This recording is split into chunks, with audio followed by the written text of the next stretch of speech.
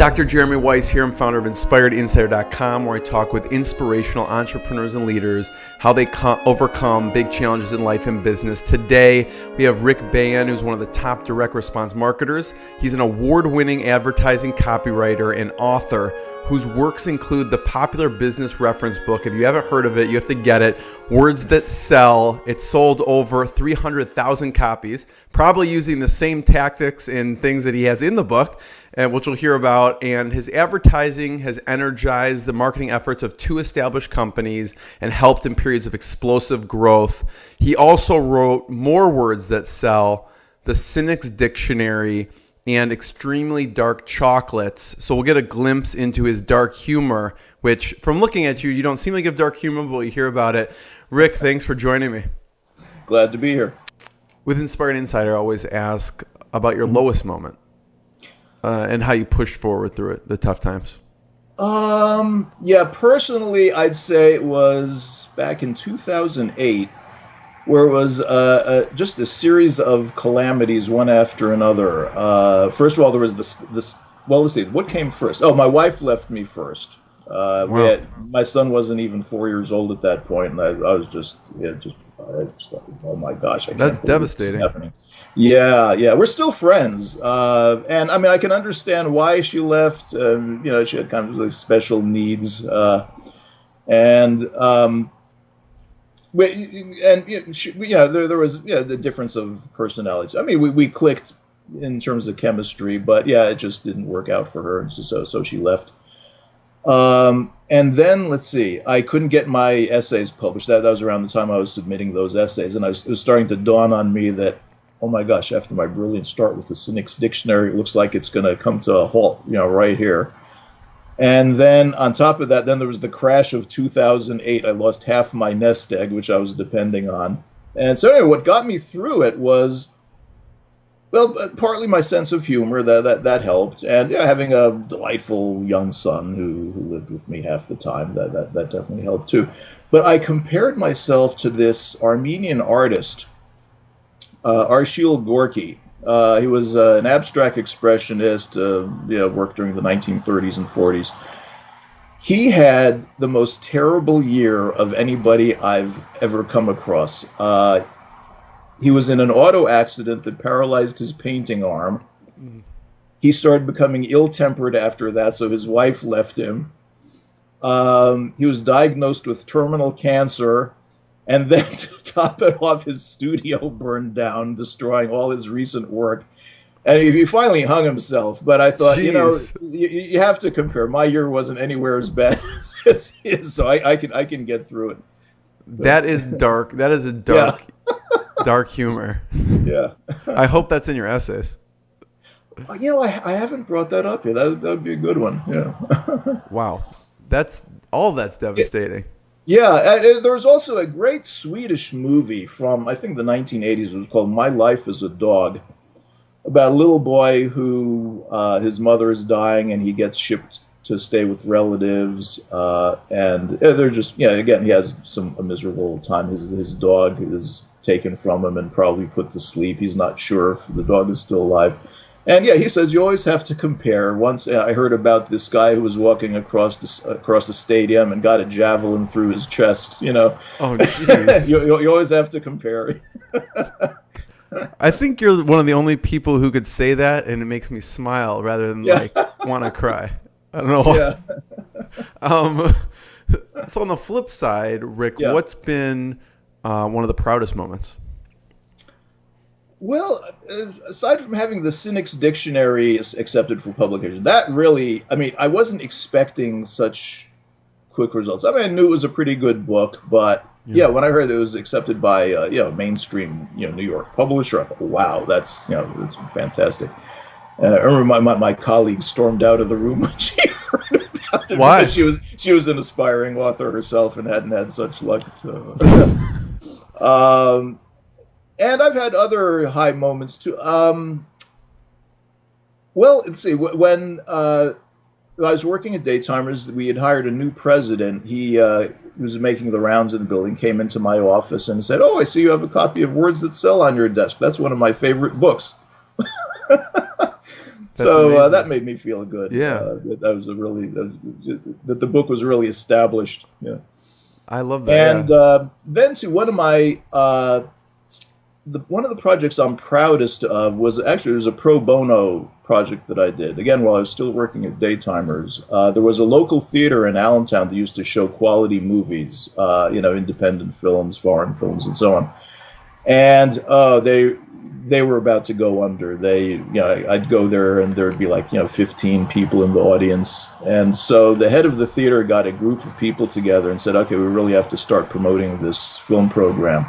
And so I volunteered to write their annual membership mailings, which I did. And, it was something, there was advertising I could really get into because I was personally invested in. I loved that theater. And it worked. Every year our membership went up.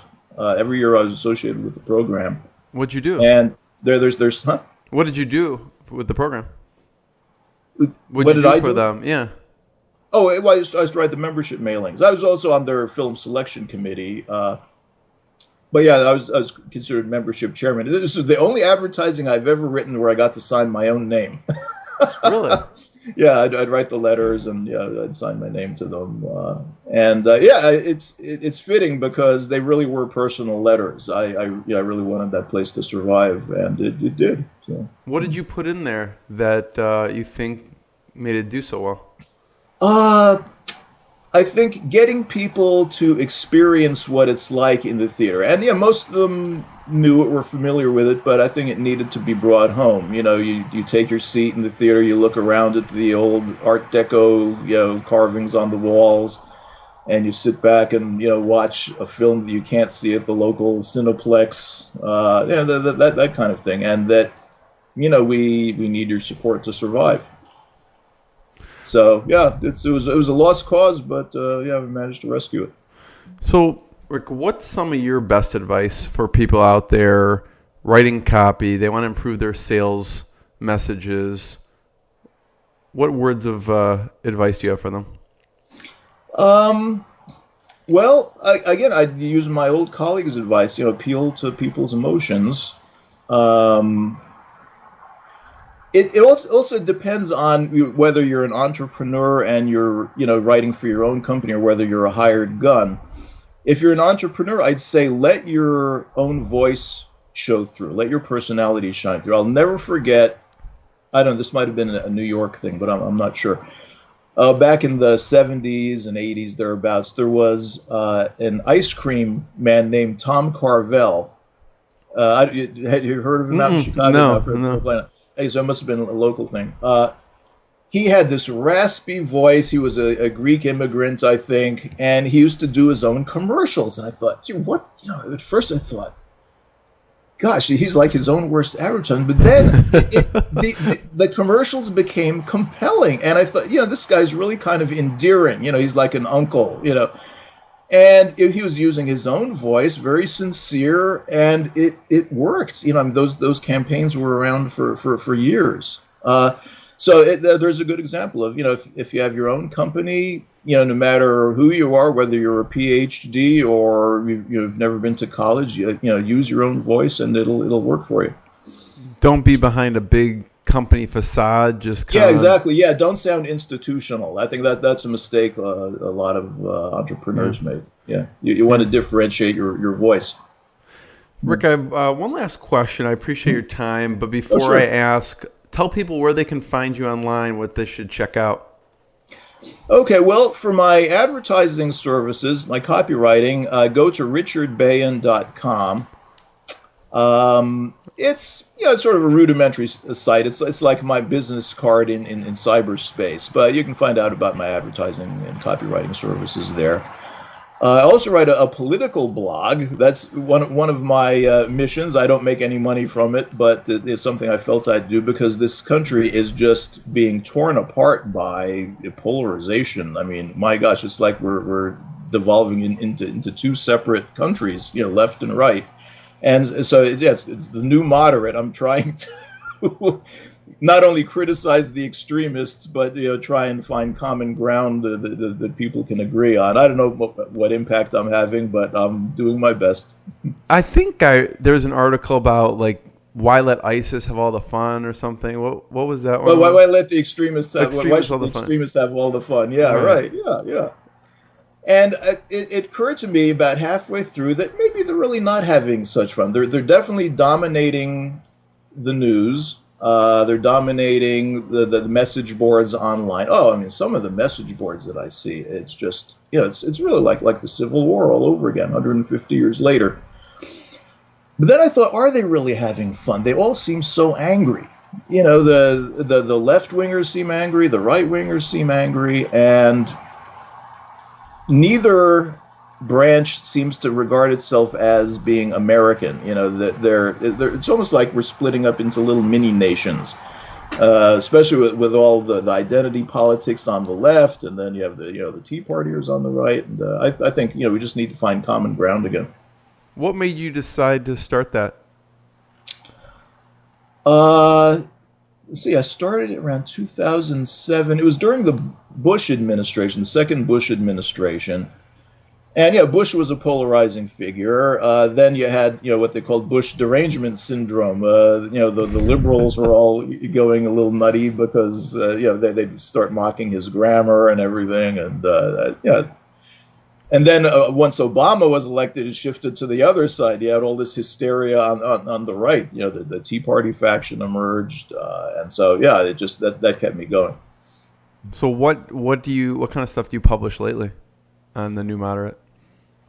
Well, there was the one about the extremists having all the fun. The latest one was about that shooting down in North Charleston, and how.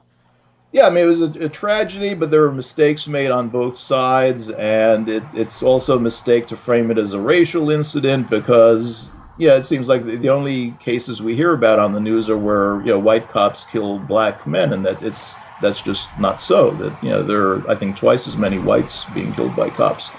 I mean, not to take away from, what the black community is going through, but we don't want that distortion coming across on the news, which will only fuel anger and race hatred. It's totally non-productive.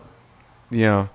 So my last question is, what are you working on lately that you're excited about? Getting my second collection of essays together. This will be the Dark Chocolate theme. Yeah, after Dark Chocolates. This one will be more like news stories, not really news stories, but more like Mencken-esque commentary from the turn of the century. And I think it's enlightening because, the 90s I think of as like the last happy decade. It was the golden age of yuppiedom, Seinfeld, Friends, it was kind of a happy time. And then all of a sudden, 2000 comes along. We have the dot-com crash, 9/11, the Bush presidency, the war in Iraq. And these essays I wrote just by coincidence straddled that transition, and I think it makes you can see the progression, from the kind of loopiness of the 90s to the darkness of the early 21st century. I'm going to call it Lifestyles of the Doomed. So it won't be there'll be a picture of the Titanic on the cover. So are you done with it? No, I'm not done. I'm about halfway through. Okay. But basically, it's an editing job. When I kind of weed out some of the lesser essays and write little introductions to most of them to kind of set them in context. Rick, I appreciate it. That'll be a fun project. This has been fantastic. Everyone should check out your site, check out Words That Sell, and much more. Thank you so much. I appreciate it. Thank you. It was fun.